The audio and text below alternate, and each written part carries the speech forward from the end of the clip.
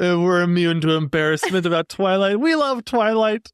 I can't believe you just announced that. Everybody loves Twilight deep in their hearts. I don't know. They're just afraid to admit it. Yeah, I don't know if that's true. It's not true. This is the Exploring the National Parks podcast with Dirt in My Shoes. My name is Ash, and I'm a former park ranger and the founder of Dirt in My Shoes. I think that the parks are best seen from the trail, and I'm here to make national park trip planning easy. And I'm John. I carry the kids on the trails, I tell stories, and notice all the things that Ash doesn't care about much, like birds. Join us as we show you around America's spectacular national parks. We're sharing our favorite places, fun facts, adventures, and misadventures. And we'll even throw in a little trip planning. Let's start exploring.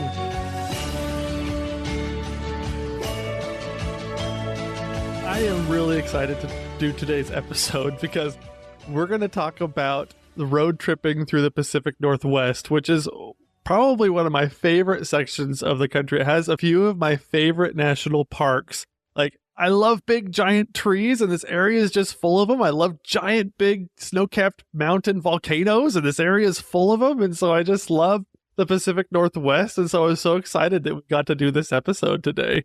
I know. We take this road trip as often as we can. And pretty much in the same route that we're explaining through this episode today. I mean, I really think this is the route that we take. And so we're just going to give you the route. Mm-hmm. And it's long. You're covering a ton of ground. I mean, you're covering national parks in 3 different states. Right. And so, you know, if you can't do the whole thing, at least break it into 2 different trips. Mm-hmm. But, you know, you probably need around 3 weeks, I think. To do this whole thing? To do it justice. Well, yeah. It's so funny is like, if ever we want to visit like a single one of these parks, it's like, well, then we might as well do that one. Oh, yeah. Well, if we do that one, we might as well. And then we just end up like, okay, let's just do the whole thing again. I know. We just can't help ourselves. We can't visit Mount Rainier or Crater Lake or the Redwoods or Olympic without visiting all of these, you know, in sequence. It's just like so hard for us. It's like leaving out a sibling in like a fun family activity. Oh, we can't leave out North Cascades. North Cascades will be sad. And I'll be sad too. Yeah, okay, so this route that we're talking about today should take you to 6 different national parks. Plus, we want to add in like a lot of our favorite stops along the way because it is a lot of driving. Right. And you are covering a good amount of ground. So we start from Salt Lake City. That's where we're from. So we'll just pack up our trailer and go. Mm-hmm. So, you know, that's kind of our point of reference is we're driving from Salt Lake out to Northern California. Right. But if you wanted to fly, you could fly into San Francisco, Sacramento, could go up a little further and go into Portland or Seattle. Mm-hmm. If you went into Seattle, you'd do this whole route backwards. Yep. But, you know, there are some big airports around this area that you could fly into and then road trip from there. Mm-hmm. Or you could break it down into 2 different road trips, you know, and kind of focus on Northern California and Oregon for one, and then do the Washington parks for another. Right. That's a pretty easy split. Pretty easy to kind of separate those 2. So that makes it easy. But we have a really hard time with self-control, not just doing the whole thing. So we're going to walk you through the whole thing. It's so fun. And we get to start. Generally speaking, I like to pick a song to kind of be the song for our road trip. You know, that's kind of like what we remember and we sing it a zillion times throughout the thing. Well, this last time I noticed that almost every time we go through northern Nevada like this, I always play Johnny Cash's I've Been Everywhere because we get to go through Winnemucca on our way towards Lassen. The dusty Winnemucca Road. And it's just dusty and there's nothing there. It's so true. Johnny Cash really must have been there. But he says Crater Lake for Pete's sake in his song. And so it gets us excited to be heading west. Uh-huh. Oh, yeah, absolutely. It's so good. So, yeah, play that. If you're ever doing this road trip, play I've Been Everywhere and go through northern Nevada if you're going from Salt Lake. Yeah. Otherwise. I'm getting pretty good at those words, too. You are. She does a really good job.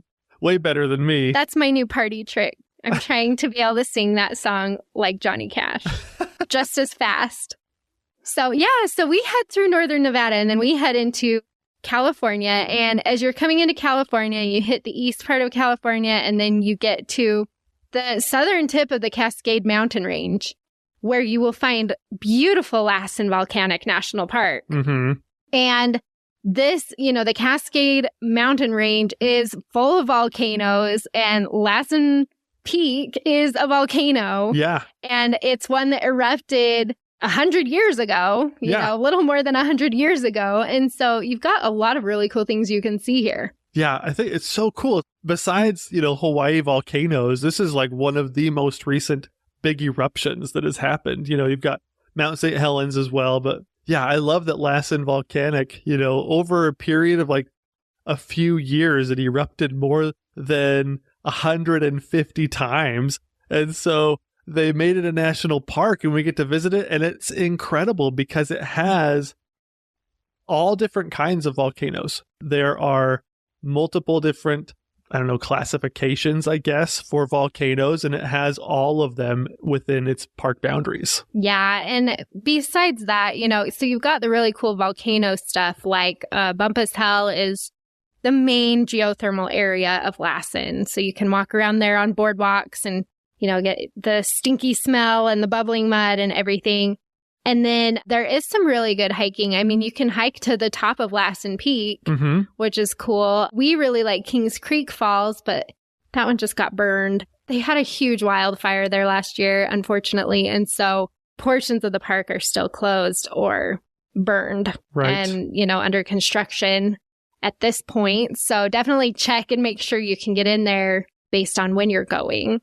But we love to do that. We also love Manzanita Lake. That's one of my favorite spots to hang out. It is so nice and relaxing, and you can sit there on your kayak or canoe or just in your life jacket or something like that and look at the top of Lassen Peak and enjoy the grandeur of all the peaks around you. It's a really beautiful spot. I mean, this park, a lot of people don't know very much about it. It's not on your radar, as one of those big parks that everybody wants to visit. But we love stopping here when we're in this area. When we're in the Northern California area, it's really a fun stop. So you don't need a ton of time. It's not a huge park. But, if you can give it a day and a half, even 2 days, just depending on how much of a road trip you're looking for, you won't be disappointed by that. Right. Okay, so driving west from Lassen, as you're working your way to the Redwoods, you're going through the mountains, and there's some really curvy roads going through there. It brings me a little bit of anxiety when I'm the navigator. John's driving the travel trailer. And I always, every time we get to that point, I'm like, okay, now which road is the one we can take with the trailer and which one is the one that's like instant death? Right. So we have taken route. This is just a side note for anyone who's driving a trailer. It's Highway 299 out of Redding, and you go past Whiskey Town, and you go through Weaverville, and then it brings you out around Arcata on the coast. And so that is the route that we like to take with our trailer. You can go another way with a car, but if you have a trailer, that's the best way. So that's what I recommend. And then you're getting over to near Arcata. And then at that point, if you want to go to the Avenue of the Giants, which is a really cool area to see redwoods, then that's when you would head south a little bit, go down towards Fortuna or Ferndale, stay there, and then see the Avenue of the Giants. Oh, the Avenue of Giants was so cool. It's such a fun place to explore. And if you have never seen either direction, if you do the Avenue of the Giants or if you go further north up to, the actual Redwoods National Park and everything like that, you'll be blown away. Anytime you see redwoods, you just get blown away. But I really did enjoy the Avenue of the Giants because it's just a gorgeous scenic route that you can take and see these huge trees just towering over you. And it's gorgeous. And one of my favorite redwoods of all time is actually somewhat near the northern entrance of the Avenue of the Giants. It's called the Immortal Tree. And it's basically survived everything. And so those trees are so cool. Yeah. I don't know how they survive, but they seem to do a pretty good job. Yeah. I mean, and this one in particular, they've actually on the sign next to the tree, they detail all the things that survived. And so it used to be a 300-foot tree, but then it got struck by lightning and it blew off 50 feet from the top of it. And Can you imagine? Can't even imagine being there. That storm must have been crazy. Yeah. And if you were camping anywhere near that tree, I think you would have been woken up very not nicely, I guess, and just, what's going on? But it knocked off 50 feet of the tree, and then loggers tried to cut it down, and it survived that. And then there was a fire, and it survived that. And then there was a giant flood, and you can see like the watermark to where the water had gotten onto the tree, how high the water was. So anyways, it's one of my favorite trees, but there's several other trees, many other trees along this route that have names that they've given names to, and they're so pretty. And they're just incredible. So yeah. I love Avenue of the Giants. I mean, Avenue of the Giants, I feel like, so I really like the Rockefeller Forest. That's my favorite stop. Mm-hmm. It's off the avenue just a little bit. And because of that, a lot of people don't even know it's there. Mm-hmm. That's a hike that we did that I was like, wow, there's nobody out here. And these trees are just towering over us. Uh-huh. It was incredible. And so that's one of my favorites. I get a lot of questions, should we do the Avenue of the Giants if we're doing Redwood National Park? And I think, you do get a different experience in each one, but you are seeing a lot of the same thing, which is just these giant trees. And so if you don't have time for Avenue of the Giants, then just go up to Redwood. But it really doesn't take that long to drive the Avenue of the Giants while you're already right there. Right. So I personally, take a half a day, go down, drive it, come back up if that's all you have. That will work just fine. Yeah, you don't need to spend that much time there. You really don't. One of my favorite things, so as you travel throughout the Pacific Northwest, you'll notice that there is a lot of forestry going on. There's a lot of logging culture. It's been part of the area for forever. I mean, we'll talk about a stop in the actual Redwood National Park in just a minute that kind of takes this to a whole nother level. But right outside the northern entrance, I don't know why this came up, but right outside the northern entrance of the Avenue of the Giants in a little town called Scotia, it just blew me away because there's this huge lumber mill. When you see the trees standing up, I don't know, for some reason I don't always recognize how huge they are. But there's this lumber mill in Scotia just outside the northern edge of the Avenue of the Giants. And you see these trees, these logs laying down. And it's kind of like these trees are just huge. They're massive, hundreds and hundreds of feet of these logs. I don't know, it just blew me away. That was something that I did see in the Avenue of the Giants that I didn't see in the actual Redwoods area. Yeah. Thank goodness. Yes. Yes, exactly. That is true. We're glad that we're preserving and conserving the Redwoods and protecting them. Okay. So from Avenue of the Giants, then you're heading north. You go past Arcata and you're heading up to Redwood National Park. And Redwood National Park, there's the national park and then there's state parks around it that also preserve and protect these redwoods. And so it gets a little confusing in here. But basically, you can spend a few days here easily. There's some really great hiking trails.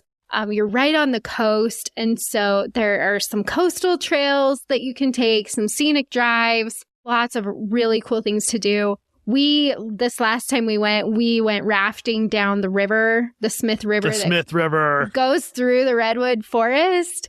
And that was really cool. It was also terrible for me, but it was a really cool experience. I couldn't navigate my raft and ran into some things, but it was not funny at the time, but so funny afterwards. But that was a really fun way to see the Redwoods too. That it's something we'd never done. Mm-hmm. But I don't know. What's your favorite way to see the Redwoods in the national park?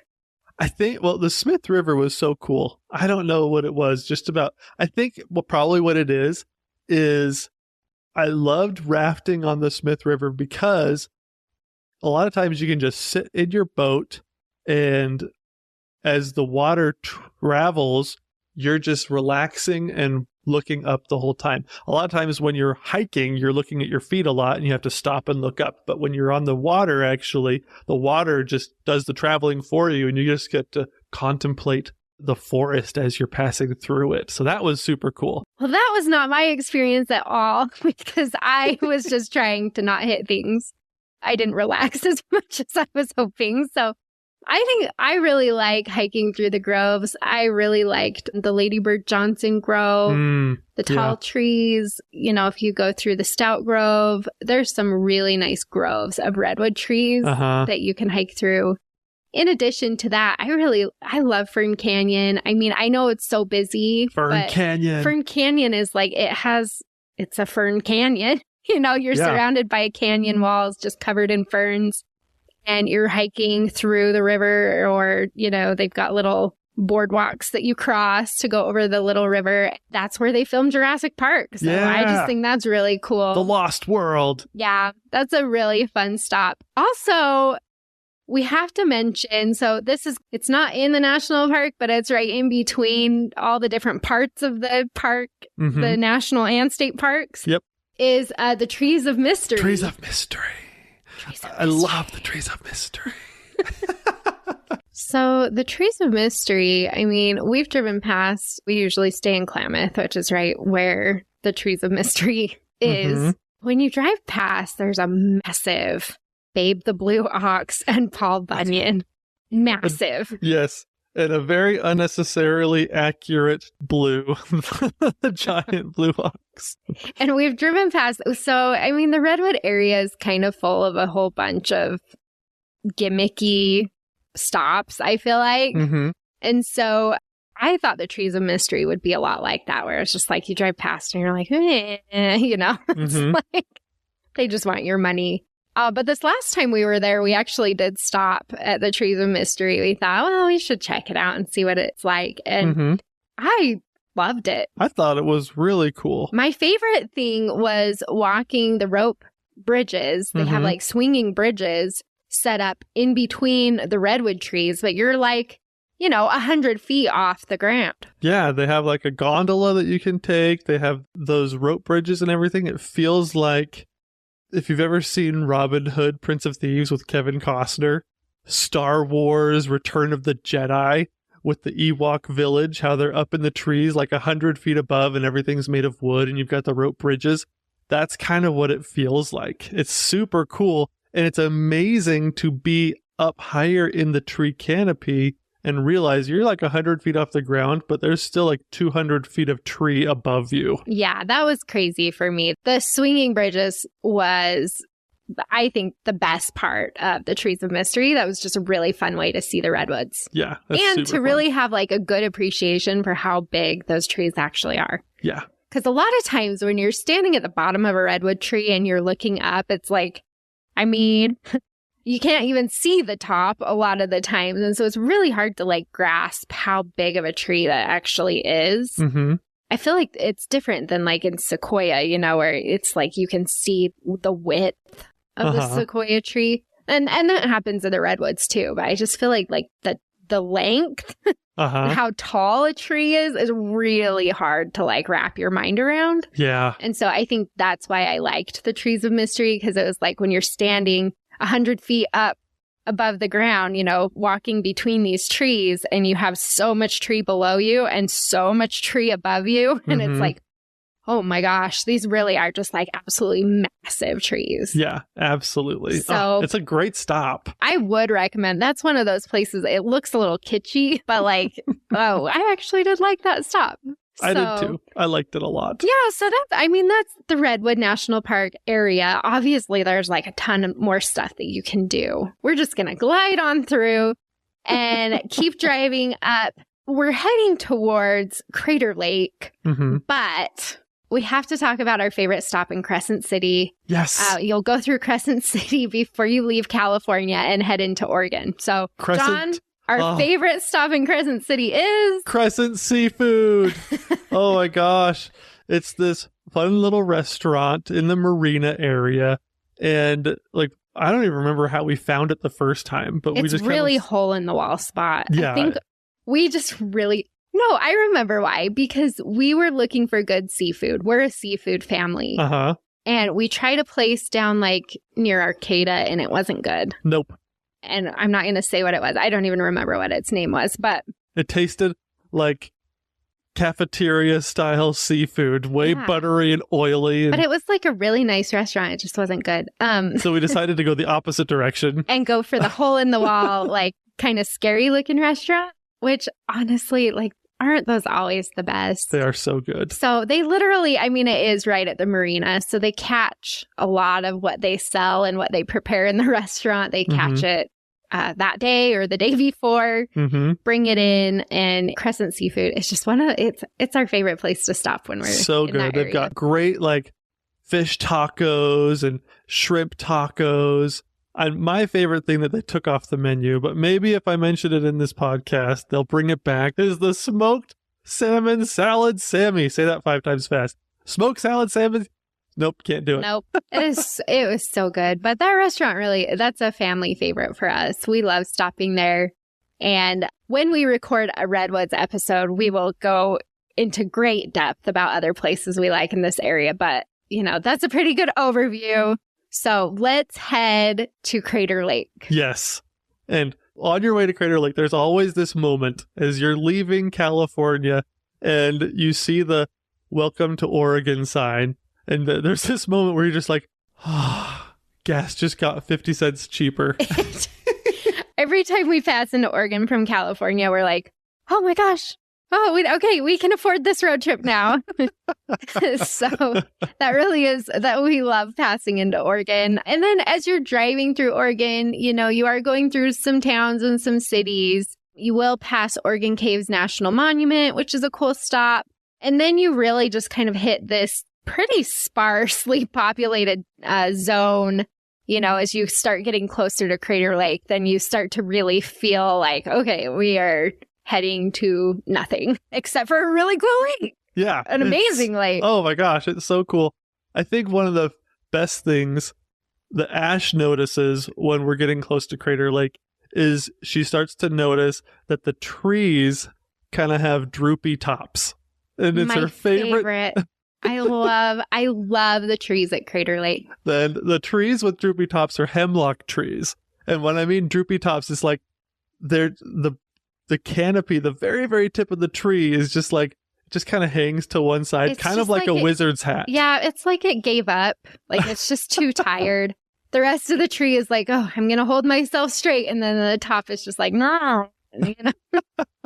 Nope, can't do it. But yeah, it does. It looks like kind of like a wizard's hat. And I just think they're so cool. And you'll find them, especially like as you're driving up to the rim. Once you get into Crater Lake and you're heading up to the rim, you'll see a bunch because it really starts to thin out like the vegetation. You're working your way up a pretty good amount of elevation. And you'll see those hemlock trees everywhere. Yeah. And then you get up there and it's like, boom. Yes. An amazing, like the bluest of blue lakes that you will ever see. Oh my gosh. Yes. And it's so beautiful. Oh. I love Crater Lake. Oh man, it's such a beautiful sapphire blue. And it's incredible because I didn't realize this until we had our first experience there, but that is the deepest lake in America. And you can see so far down. The reason it's so clear is because it's pretty much only fed by rain and snow. Yeah, it's just precipitation. Yeah. Which is crazy. It doesn't have an inlet. Yeah. You know? But yeah, the color and, you know, it's a pretty small park. You can drive around the rim, which is definitely worth it. You'll get a lot of different views. My favorite thing to do at Crater Lake is to go to Cleetwood Cove and to hike down and to take the boat tour so that you're actually like on the lake. Yep. That is, for me, I mean, the hike down is pretty challenging. Yeah. When you're at Crater Lake, you're looking down Right. to even see the lake because it's the middle of a volcano. And sometimes it's so big, it's hard to remember that. Yeah. And so I love doing the boat tour, hiking to the top of one of the summits. So a good one, if you have your family with you, is the Watchman. That's it's like a old fire tower. I don't know. Do they still use the fire tower? I think so. I can't remember if they did or not. I think they do. Yeah. You can hike up to the fire tower and then you have even higher views of Crater Lake. So that's a fun one. Something that it's a little bit like It's not as exciting because you're not right at the lake, but I love the wildflower garden that you can walk through. Ooh, yes, that is so pretty. So that one's called Castle Crest, and it's a really short trail, but like the wildflowers along that trail, if you can time it right, they're phenomenal. Oh, and they're all around you. If you close your eyes and you're imagining yourself just, frolicking through a field of wildflowers. It's not quite like that, but it's so close. It really is. It's my happy place. I love that spot at Crater Lake. It's an awesome one. That's a park where you can get away with just spending the day there. Mm-hmm. We typically try to stay a little bit longer just because we like to do some hiking. And, if you're doing a lot of hiking and the boat tour, you'll need 2 days at least. But I love Crater Lake. I never get tired of seeing Crater Lake. No, it's so great. Love it. Then from Crater Lake, you're in Oregon. So we talked about, if you need to cut this road trip into 2 separate trips, mm-hmm. then Crater Lake is your turnaround point mm-hmm. for trip number 1. For trip number 1, you're doing Lassen, Avenue of the Giants, Redwood, and Crater Lake. That's a really cool loop. Yeah. So you can still see a ton doing that loop. And so that's a really good road trip by itself. All right, I'm going to take you on a quick break from the podcast because I want to share something that has turned out to be really fun for me and the family. I'm talking about the free Dirt in My Shoes National Parks checklist. As simple as it sounds, this list of the national parks has become something I really love to look at. Organized by state and with a little checkbox next to each of the national parks, this checklist has become something of an adventure diary for me. With all the national parks listed on one page, it makes it easy to see what adventures I've had and which ones I have to look forward to. After you put yours up, I think you'll find that you have way more invested in it than you originally realized, and it will turn out to be more rewarding than you expected. Try to put it up in a somewhat visible space, because you'll find yourself having conversations that sound like, "Ooh, do you remember when we went there? That was so cool, let's do it again." Or, "When do you think we'll make it there? That sounds like so much fun. Let's go there next year." You'll find that it's pretty good at making adventure buddies out of the people that matter most. Besides, you bought those hiking boots for a reason. You might as well get credit for where they've been. To get your own free Dirt in My Shoes National Park checklist, click on the link in the show notes below or go to our website, dirtinmyshoes.com/podcast. If you have more time and you want to add on the Washington parks, now you're in Oregon and we're heading up to Washington, but you've got a long way to go. You've got a long way to go. And if you do it, you get to travel through the Willamette Valley, which is pretty cool, which is the destination on the Oregon Trail video game. Yeah, blast from the past. Which is super fun. And it's pretty cool. We actually, tangent, I played this game. I played the Oregon Trail game with our kids the other day, and I forgot how difficult that game was. My 5-year-old died like the first time we tried to ford the river, and we still had like an hour of playing the game. He was pretty upset. He was sad. Like, what stupid game is this? Oh, man. It's so hard to get to Oregon without getting cholera or dysentery. Yeah. So if you continue on past Crater Lake, you can actually, if you want to, cut over to the Oregon coast. Mm-hmm. So if you take, you cut over towards Reedsport is kind of where I would hit the coast from Crater Lake. And then you hit the coast at Reedsport, and then you can go north on the 101. Mm-hmm. And there are so many things to do along there. You could easily make that its own vacation. Yeah. But a few of my favorite things, I really like the Hasita Head Lighthouse because I'm a sucker for lighthouses. That's one of my favorite. The Newport Aquarium is really cool. Beverly Beach, like you can camp in yurts at Beverly Beach, and that's really fun. The Devil's Punch Bowl, that's like an arch right in the water that you can see. Mm-hmm. And whale watching at Depot Bay. You can go to Tillamook, John's favorite place. Oh, I love it. I love the cheese. Tillamook makes such good yogurt and ice cream. the cheese is good. The cheese is actually really good. But chocolate's good too. I go for the ice cream. Mm-hmm. Oh, yeah. But yeah, so you've got Cannon Beach. There are just like so many places you can stop along the Oregon coast on the way. But once you get up to the top of Oregon, I think, we made a special stop here this last time. Yeah. And that is Astoria. Yeah, and Fort Clatsop. Yeah. Which was so cool. I loved going there. If you don't know what Fort Clatsop is, if you're familiar with Lewis and Clark, so they left St. Louis, traveled all the way to the Pacific Ocean, and Fort Clatsop is actually where they stopped and spent 4 months basically over the winter time and like resupplying and things like that. In Fort Clatsop, they rebuilt what the original was like, and they do like presentations and they teach you all about the Lewis and Clark journey.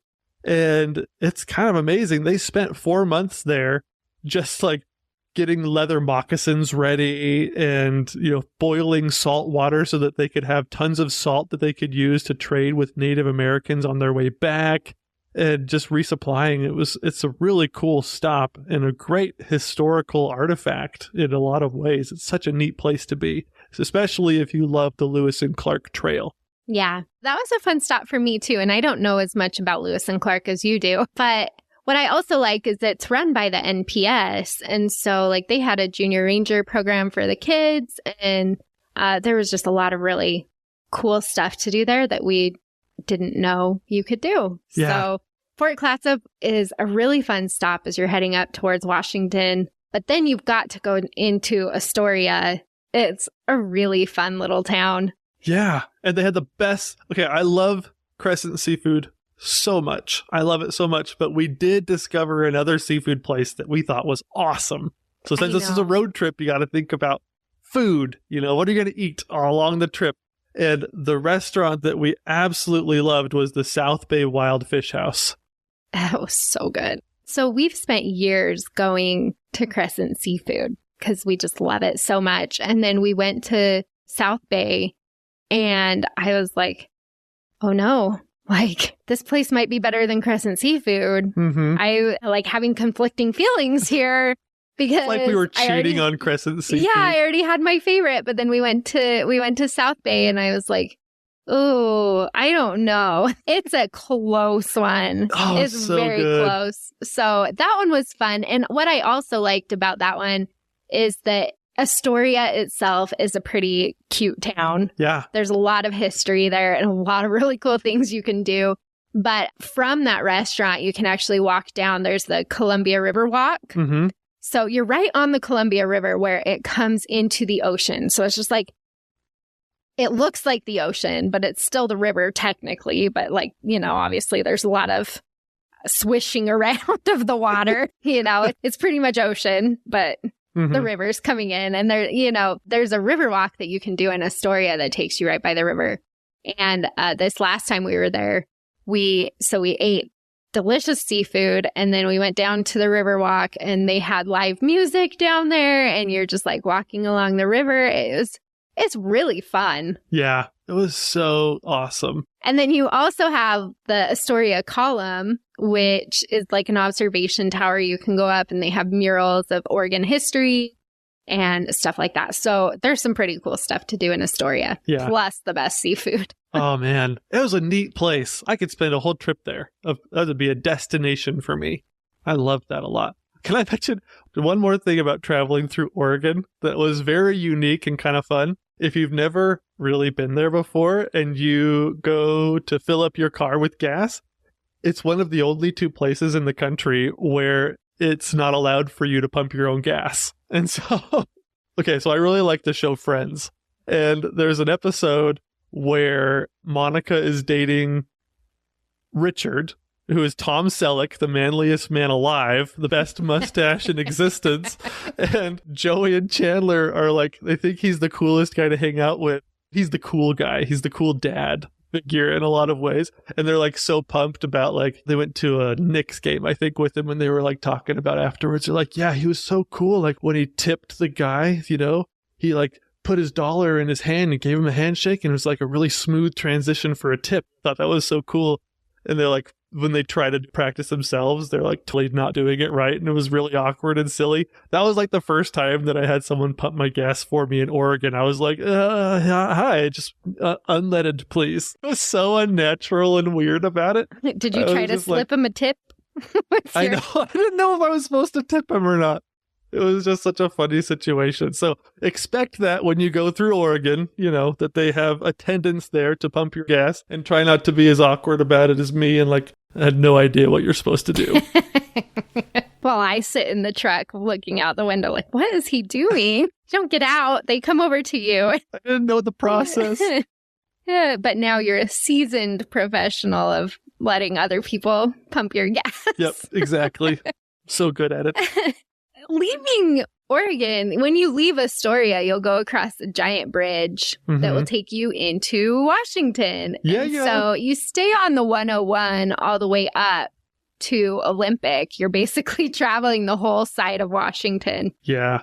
As you go up on the 101 until you get up to the Forks area, which is the beach and the rainforest portion of Olympic National Park. Yeah, and this drive along the 101 from Oregon up to Forks is, I think, your best chance in all of the road trips in the country of seeing a Sasquatch. Yeah. I think this is probably the most likely spot for you to see it on any type of road trip, because the forests here are so thick and the roads are so windy.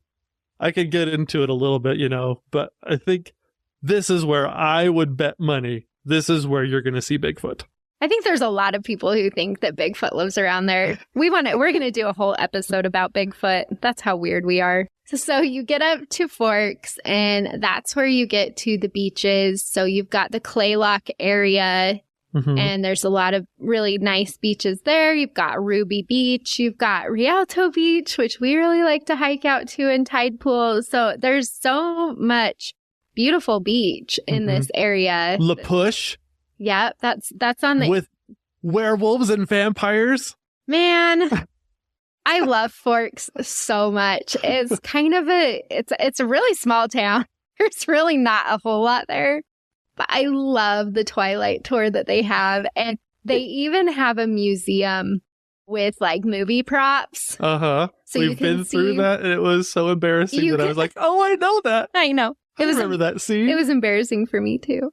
We're immune to embarrassment about Twilight. We love Twilight.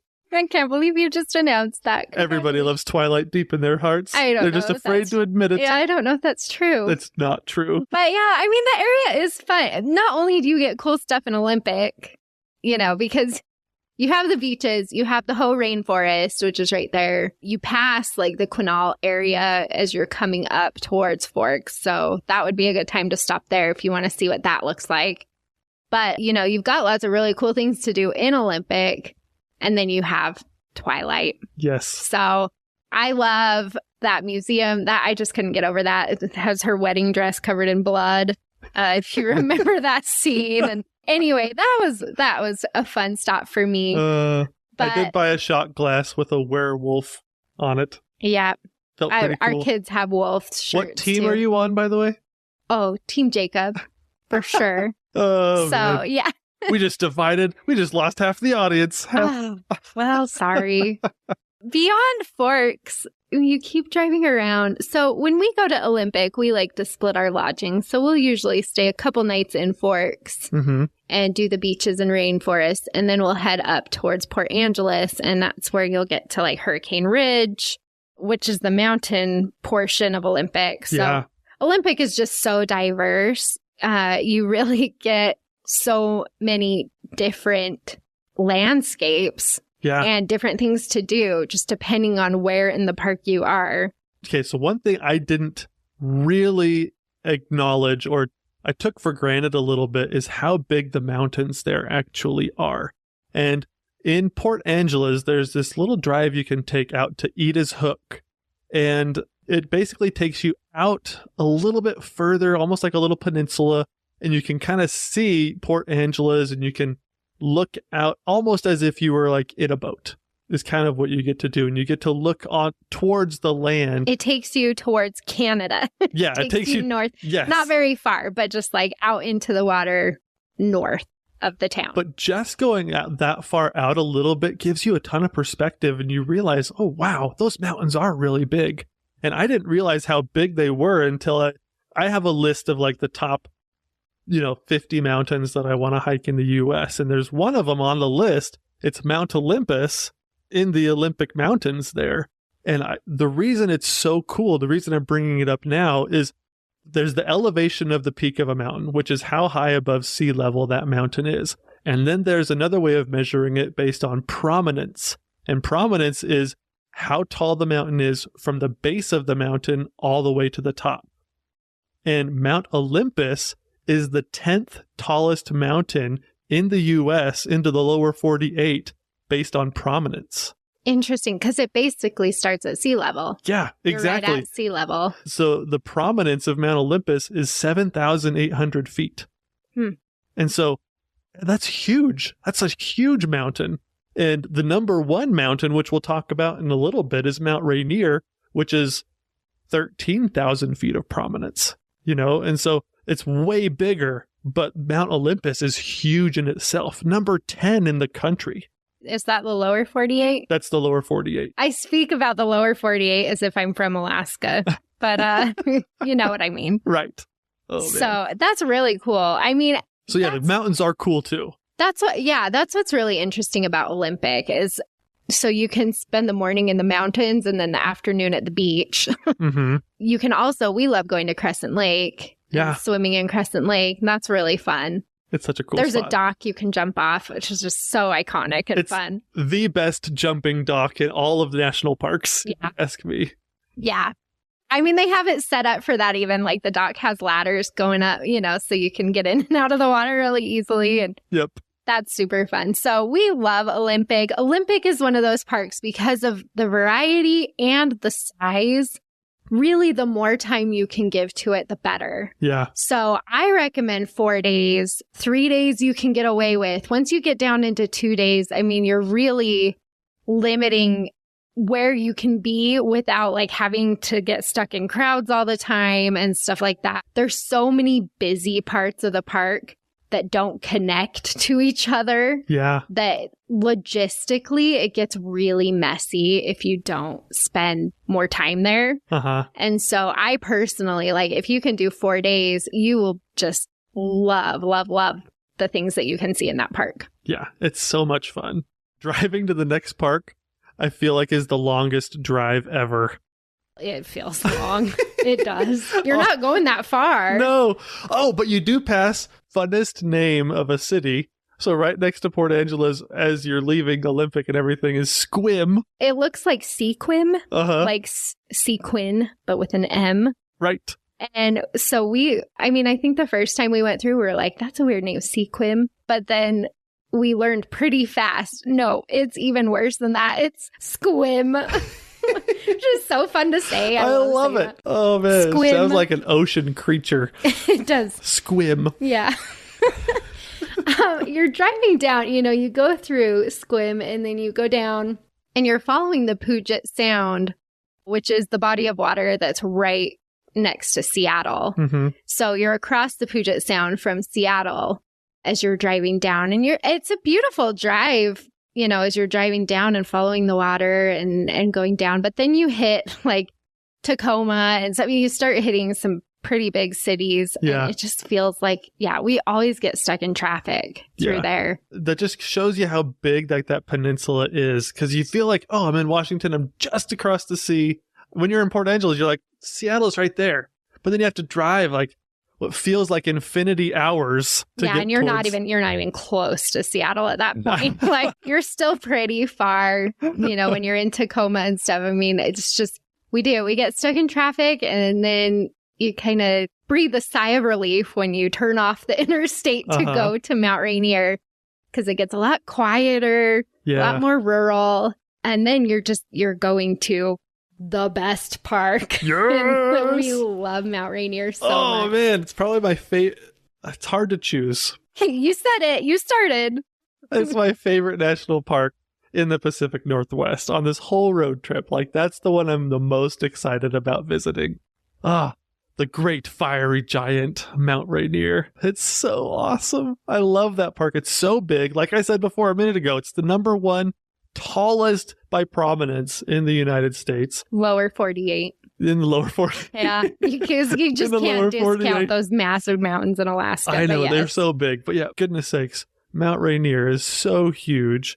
It creates its own weather, and it's really actually kind of a challenge to see sometimes because it does create its own weather and clouds and everything like that. And so if you get to see the mountain, not covered in clouds, then you're kind of lucky a lot of the time. The first time we were there, it took us 5 days to see the mountains because it was raining so much and it was so cloudy. I just love the place. It's one of those, like we were talking about earlier, whispering the trees of mystery, There's almost a little bit of whispering about Mount Rainier because it's that magical mountain. It's so cool. It's hard to see sometimes. What surprises me is how many people are from the Seattle area who don't visit Mount Rainier or who don't even know much about it. Yeah, it's so true. Because I have a really good friend from the Seattle area, and we went up to visit them the last time we were up in that area, and they were like, "What do you even do at Mount Rainier?" I'm like, oh, my heart. You're so close. You're so close. And I think I fell under this assumption too, kind of where it was like, well, it's so close to Seattle and, it's just a mountain. Mm-hmm. And so you see, in the distance, you see this giant mountain, but it doesn't seem like there would be that much to do. Right. I don't know why. It's just like, oh, yeah, it's just there. Yeah. I remember getting there for the first time and being like, what have I been doing all my life? This park has some of the best hiking trails I've ever been on. Mm-hmm. We love the Skyline Trail. It is so hard to beat that trail. Even though it's busy, even though everybody wants to hike it, it takes you up into the clutches of Mount Rainier. You're so close. You're just like, oh my gosh, I just need to hike a little bit further and be at the very top. I'm so close. You're really not that close. You've got a lot of elevation to go, but it feels like you're just standing right there on it. No, which you are, but you're on the mountain. Well, from the Skyline Trail, that's the base camp. That's where a lot of people that are hiking to the summit start. Yeah. And it's really cool. This was a little bit controversial in my family and in Ash's family when we talked about what we ranked as our number one hike, in the country. And I put the Burroughs Trail for Mount Rainier. I know. And everybody's like, really? I mean, it's a really, really, really, really cool one. It's really, really, really. I love the Burroughs Trail. It's so great. I still stand by it. It's controversial, but I still stand by it. The Burroughs Trail from Sunrise, the Sunrise area of Mount Rainier. Hike up and over the Burroughs and around. That's awesome. Best trail in the country. Now, I have to say that Mount Rainier, out of every park that we have talked about so far, that is, for me, I think that's the hardest one to time correctly. Yeah. And we've made that mistake several times. The first time we went to Mount Rainier, we went for the 4th of July, and we couldn't hike at all. Mm-hmm. Everything was so covered in snow still. And so then we went back a couple weeks later. We had to readjust our whole schedule and go back. And it was a lot better towards the end of July. Yeah. And then you get into August, because we've gone in August, and it's like, oh, there's so much wildfire smoke, you can't see anything. Mm-hmm. And so now when we go, we always try to time Mount Rainier for sometime around the end of July. Yes. Pretty much, kind of that last week of July is kind of the sweet spot that we've found where it's like, okay, we go the last week of July, then we should be able to hike. Mm-hmm. Things should be open, They've been getting massive amounts of snow these past couple of years too, where even opening dates have been later than usual. So it's hard to time that. So we give ourselves a little bit of a buffer between when things typically should be opening until they actually do. Yeah. But then you don't want to go too late because then you get the wildfire smoke. And in a park like Mount Rainier, if you've got a lot of smoke, then it's hard to see anything. Yeah. You're pretty limited in what you can see if the mountain is covered in smoke. Plus, from a lot of these trails, especially the Skyline Trail, you can see other volcanoes from up there. But if it's smoky, then you can't. And so like you can see Mount Adams and Mount Baker and some of those other ones. And it's incredible. It's such an amazing view. And the wildfires do kind of spoil that a little bit. And so, but it's so tricky to time. But Olympic, if you're going to Rainier and Olympic, like Olympic is a lot more forgiving when it comes to the time that you go. And if it is smoky, a lot of what you're seeing at Olympic is a lot more close up. Mm-hmm. You know, you're looking at the rainforest, so you're seeing the trees right in front of you, or you're looking at the beach and it's not typically smoky at the beach, you know. And so Olympic is a lot easier to time. So if you need to hit a park earlier in July, Olympic is a better choice. Right. So I'll always tell people, you know, kind of try to work your schedule so that Rainier hits closer to the end of July, and then either go to Olympic like before that or after. Mm-hmm. But get your timing for Rainier first. Right. And then plan your trip around that. If Mount Rainier really matters to you, then time Rainier really well and then work everything else around that time. It's true. Start at Rainier and work backwards. Yeah. That's what I do now. Honestly, I'm like, okay, well, if I do it this way, like when does that put me in Rainier? Yes. Because it matters. Got to reverse engineer our vacations. We're going to do a whole episode about Mount Rainier here in a couple months. So I can't wait to dig into that one more. But let's keep going because this is our last national park of the trip. And that is North Cascades. Ah, love the Cascades. So many things I love, like on different routes going to the North Cascades. Well, I was looking at the map and I was like, you know, it's funny. We pretty much always, when you're going from Rainier and heading up to North Cascades, like if you're trying to go in on the main side of North Cascades, which is the west side, you drive right up through Seattle. Uh-huh. And so I was just kind of chuckling to myself because I was like, you know, we're so funny. We're such weird people because it's like planning our trip like, okay, we're just going to like sneak on through Seattle. Like we just want to get through there and up to the North Cascades before we get stuck in too much traffic. So that's typically the route we take. We have taken other routes because of road closures, not of our own free will. Yes. But the fastest way from Rainier up to North Cascades is to go, if you're going to the west side of North Cascades, is to go up past Seattle and then cut over. Yeah, it definitely is the fastest. Okay, so the North Cascades, I've always kind of had this little debate with Ash just for fun while we're on our way up there. So the nickname for the North Cascades is the American Alps. But aren't the Alps just the European North Cascades? Says someone who's never been to the Alps. That is true.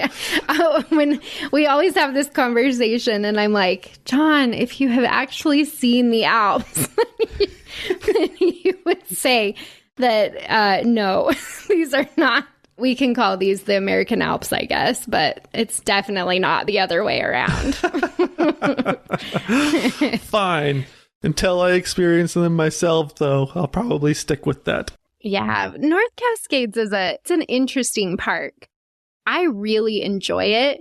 But what's interesting about it is a lot of the area that you're actually like when you're there looking at things and hiking and stuff, you're actually more in the Ross Lake recreation area. Right. And, you know, so you're not actually technically in the national park unless you purposely like go way off the beaten path to get there. It's such a unique national park experience because of that. Yeah. So, I mean, you've got the lakes. You've got Diablo Lake, which is that just gorgeous turquoise blue lake surrounded by mountains. But what's also interesting about that lake, so you've got the town of New Halem, which is on the west side of North Cascades.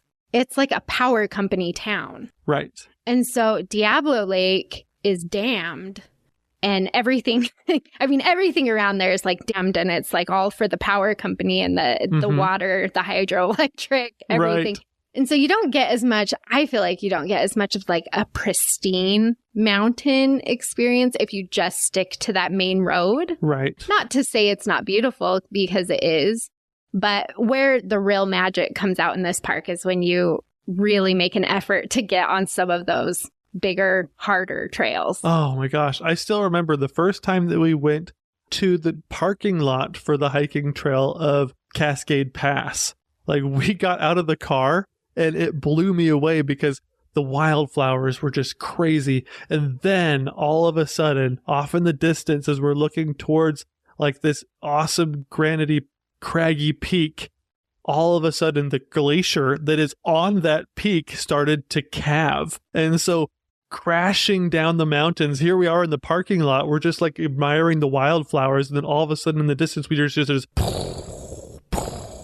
and giant chunks of ice from the glacier are just crashing down the cliffs and echoing back and forth in that canyon. And we're just like, what is going on? It was so cool. I still remember that. I have a video of it. It's so cool. Yeah, Cascade Pass is one of my favorite areas. I think if you really want some good hiking on that west side of North Cascades, then you should make the effort to get up to Cascade Pass and start hiking from there. The other place being on the other side of the park. So you drive through the park, you'll pass Diablo Lake, which we really like to kayak there. It's really fun to hang out in that area.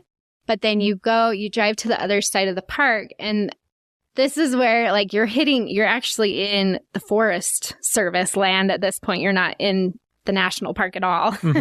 But you get over to the Washington Pass area, and there's a lot of good hiking over there.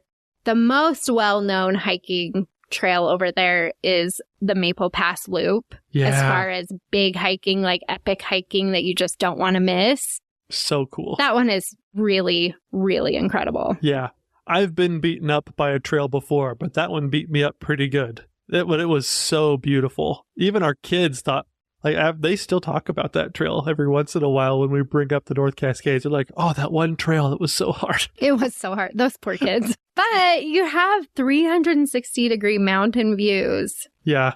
And you're just up there, and it's phenomenal. So I really love that one. But if you don't want to do a really hard one, Rainier Lake is right in that area, and I like that one a lot. It's so pretty. It's reminiscent of if you've been to Glacier and you've hiked to Avalanche Lake. So you have the lake, and it's surrounded by cliffs, and then you have waterfalls coming down those cliffs. Yeah. That's what Rainier Lake looks like as well. So I like that one a lot.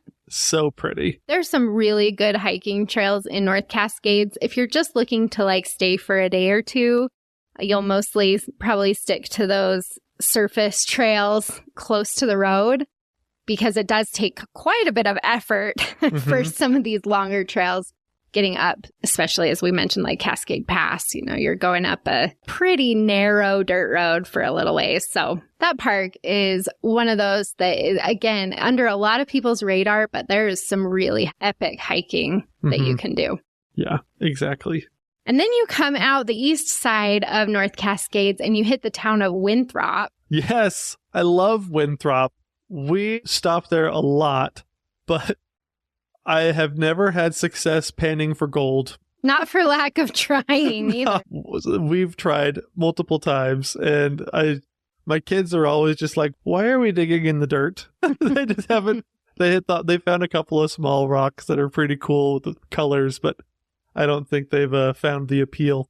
I think all of the gold has been panned. I think you're right. Winthrop is an old western town. The downtown's really fun. It's got like the sidewalks are boardwalks. It's got a cool history. The buildings are really interesting. And there's a fun little sweet shop and mini golf and ice cream restaurants. Yeah. So we really like Winthrop. It's a fun gateway town for a national park. It really is really cool. The first time that we were there was a giant wildfire was going on in the national park, or kind of just outside in the Forest Service land. And it was so smoky. Like the sun was literally blood red. It was kind of crazy. Everybody in the Pioneer campground that we were at, they were coughing up smoke and everything, but it was super cool. It was a super place. I feel like almost every time we've been to the North Cascades, there's been a fire somewhere. that area, It's because there's so many fires. We keep reverse engineering the trip the same way. It's probably true. We're like, well, we'll sacrifice North Cascades so that we can get better timing to Mount Rainier. Yeah. But yeah, we usually do hit wildfires in that area. But we've had a great time every time, even with wildfires in the area. So we love North Cascades. As you head out of Winthrop, this basically marks the end of the road trip. The problem being that, if you flew into San Francisco, now you're all the way at the top of Washington. Right. And so then you've got a 15-hour drive back down to San Francisco. So that's why I say, maybe it makes more sense to break it into 2 trips if you don't have 3 weeks to be on the road. This is the point of our trip where we'll drop down to Chelan from Winthrop. We'll go to Chelan and go to Slidewaters and go to Blueberry Hills. We will go up into Stehekin, which you have to take a ferry up Lake Chelan.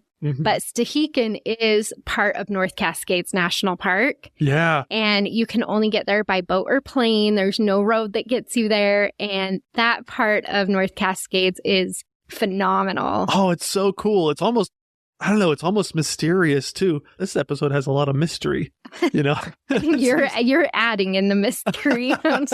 Yeah, that's probably true. But if you don't know what Lake Chelan is, it's a ancient, glacial carved lake that is miles and miles and miles long. It looks like, if you look at it on a map, it's like an anaconda that goes up it cuts from Chelan all the way up through the mountains, all the way up into the actual national park. It's so long, but it's so cool, and it's super deep. It's super blue and clear and everything like that. It's awesome. It's such a fun place to be at. The ferry takes 4 hours to get all the way up to Stehekin. It takes a long time, but Stehekin is worth it. I like going up to that part of North Cascades. It's reminiscent of a little town in Alaska. To me, when I'm up in there, you're surrounded by mountains and just not being able to get there anyway, except for boat or plane. I mean, I lived in a place in Alaska that was like that. And so that's why I think I really like that area. It feels like you're somewhere totally different. Yeah, it's a really fun spot. We love it a lot. But yeah, at that point, I mean, if you want to go to Stehekin, great. I definitely recommend it as part of your North Cascades time. But otherwise, that pretty much, at that point, that's when we would start heading back to Utah and just kind of making our way back home. But, you'll head back to whatever airport or whatever city you started in. And that is your grand tour of the parks in the Pacific Northwest. If you need any help planning your time in any of these parks, I have articles for all of them on Dirt in My Shoes. So you can go over there, you can see what we like to do, see what I recommend for a first-time visit. But hopefully that helps you get a good idea of how to structure your road trip so that you can hit all of these just fantastic and wonderful national parks. Thanks for exploring the national parks with us. Please share, like, and subscribe. And if you need any help planning your own trip, click on over to dirtinmyshoes.com. See you next week. Same time, same place. And don't forget to get some dirt in your shoes.